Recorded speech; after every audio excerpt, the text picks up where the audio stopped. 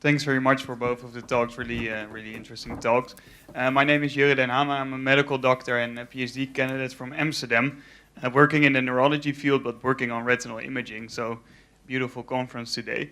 What I was wondering about from the first study is there are conflicting results in literature about common associations between glaucoma and AMD on one hand, and dementia, Alzheimer's disease in specific on the other hand.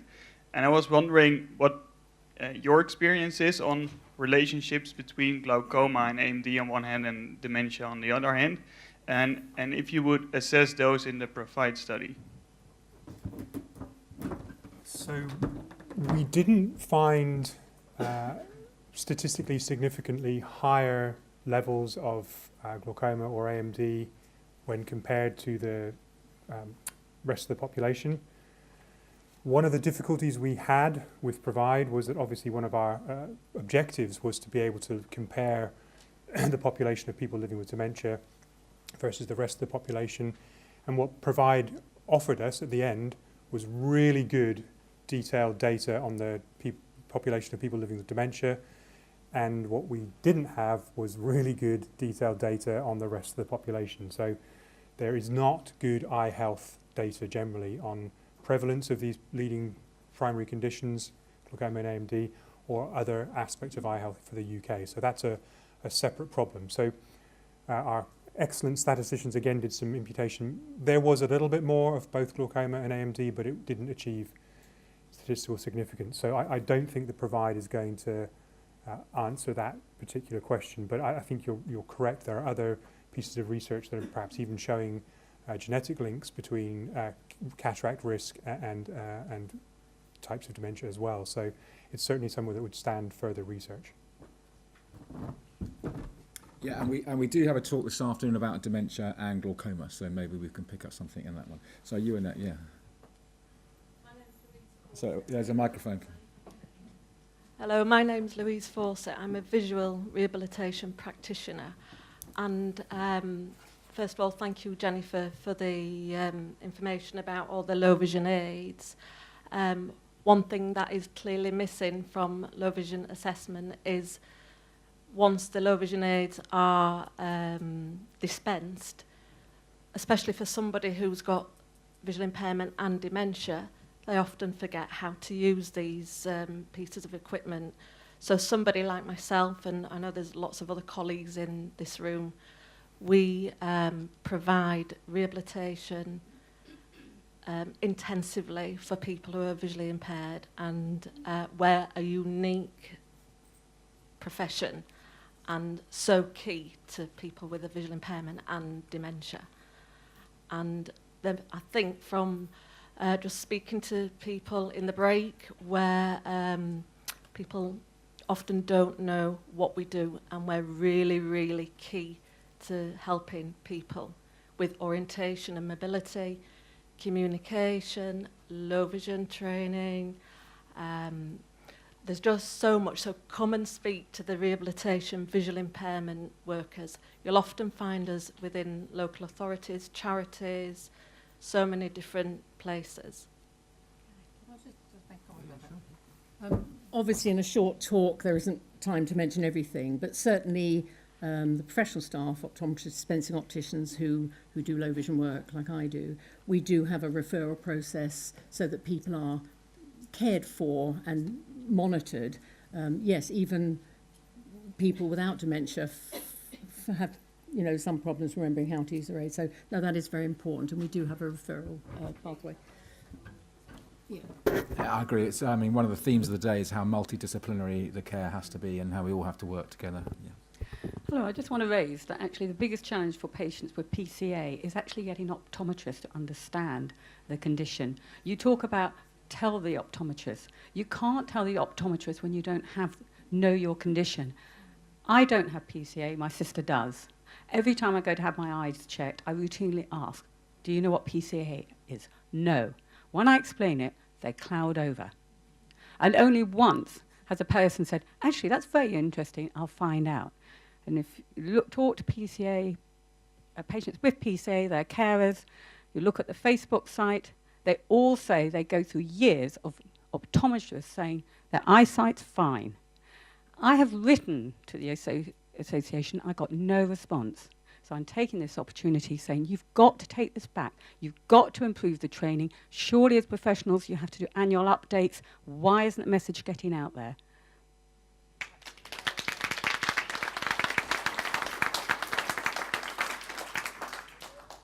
You've hit on a really important point. Obviously, Provide was looking at all of the dementia spectrum, but one of the things that we were fortunate to do through the course of doing that research was to come into contact with Seb and his team. And my colleague Martin will later on be talking about a project that kind of was a spin-out of the Provide research, which became a piece of work that we did jointly with Seb's team, precisely to look at this. Because anecdotally, we understood that quite a lot of people living with PCA were perhaps first referred into secondary care by primary care optometry,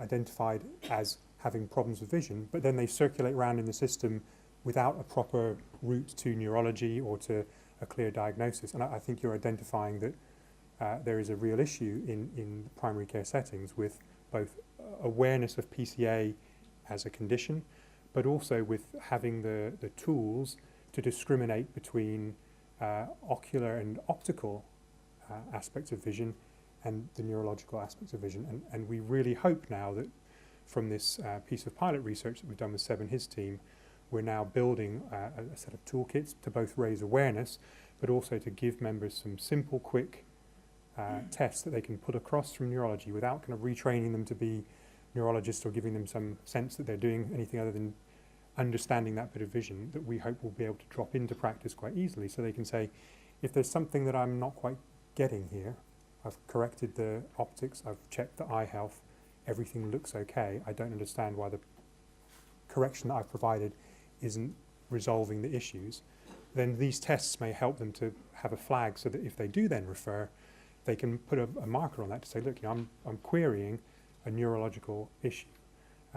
So that's one aspect of it. The other aspect is that we need to look at pathways, because at the moment optometrists can only refer to secondary eye health departments. It's not really feasible. There's no routes for them to refer into neurology, so it either has to go back to the GP or into secondary eye health. So we need to look at breaking open some of those to enable potentially direct referrals or certainly clarified flag referrals. So that's a really valid point and a really important point to make, and we're absolutely taking it on board and trying to start the work to tackle that. Any other questions? Yeah, lady here. Oh, sorry, yep. Hi, sorry. I'm an eye clinic liaison officer based at Moorfields at Croydon. As part of our role, we need to issue the certificates of visual impairment. Should we be considering dementia patients with the, as you mentioned earlier, the health of the eye is and the vision is fine, it's the pathway to the brain. Should we be considering them in regards to the CVI criteria that they should just have a certificate for SSI immediately? Right, yeah, okay. There's, thanks guys. I was listening to that, I was just listening to my own. There's a lot in that. A certificate of vision impairment is you're having problems seeing. That's the definition of it. And it's traditionally because of your eyes. But obviously now we realise it may well be the computer as well as the camera. We've managed, very fortunately, the CVI has been revamped, and on the CVI now is a box which says, have you got dementia? And we got that in there, primarily so we could find out how much of it there was as a data collection exercise. But I think as well, what it's doing is it's now signposting and flagging up that very component to this. I think registering someone with a sight impairment because they got dementia is probably another step down the line at this stage, but you could see that is feasible. I think as well, we all have to now realise that vision is not just the camera, it's the whole pathway, and you've got to interact with that entire pathway as clinicians from primary care, secondary care, everywhere, to understand about that. So I think that there's a perfectly valid point that you're making there about how we have to signpost to other parts of the system, this is someone who's got at least 2 problems: sight loss and dementia, and hearing, and everything else. So yeah, there's definitely a very big element to that. And I think the more that we're aware of that, and the more that we're got it in the front of our minds as clinicians and people involved in their care, and the more we scratch the itch and make a noise, the more better it will be for people. Yeah. I'm just sort of surprised you said it's not on the cards yet, because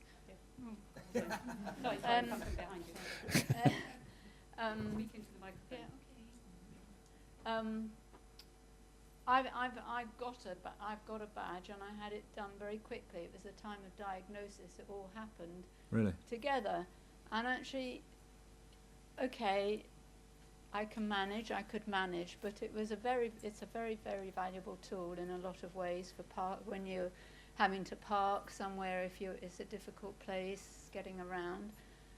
It takes a bit of time anyway to get it, and so Possibly, I would recommend that it should just be done along with diagnosis. Possibly I was speaking a little bit out of turn in the fact that I'm sure it probably can be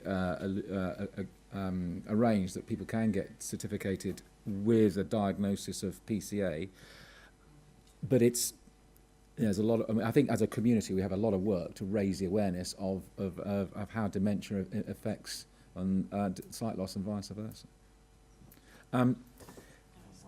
One more question. This lady's been desperate. So yeah. No, it's just a couple of things, and just reiterating on what this lady said. Going back to, say, you were talking about going to the doctor to let them know of the eyesight problems. Yeah. Our doctor, we went over and over and over, no, you're too young, there's nothing. He'd go to the opticians, about 7 pairs of glasses later, still nothing. Also, we've been in touch with the RNIB several times. They don't understand PCA, so we've had, they're not yeah. And we've just had barriers every way, so it'd be really good to start from the doctors to have some type of thing so that they know dementia is just not memory. It can be many forms, which can be visual. Start from there, then they know, go to an ophthalmologist, check your eyes. Yeah, I mean, I think we are aware of that. I think Mike said to the college, and I think it's changing. Healthcare practice is not something you do overnight because of lots of inherent issues within it. We've got a position statement that we've come out with, which is at the diagnosis of dementia, you should get an eye test. At least you're in the system at that stage. You've got to try it somewhere. So that's our desire, to get that to happen. And then if you have a test every year, and we need to know that you've had your test every year, because we could see that the people from the Provide study who are in the homes were not getting it as often as the ones who weren't. And there's a lot of barriers. Sorry, can I just say, when you have PCA, you do not yet have it, or when you've got the signs, you do not have it diagnosed with dementia. We spoke this morning about the different levels of dementia. You've grouped all PCA with all the other forms of dementias. It presents with eyesight problems. Your mind is in other ways intact. And I think that's been lost, dare I say, with the three of you. I hear what you're saying. I hear what you're saying. With respect to the lady over there who said, should we be giving people with dementia the disability? People with PCA should be having it from day one to give them, maximise the quality of their lives for the short time that they have it. But it's not the same as a patient with dementia who may have eye problems, and the quality of your work is superb for patients with traditional Alzheimer's and making sure they can see. But with PCA, it is a different form of Alzheimer's.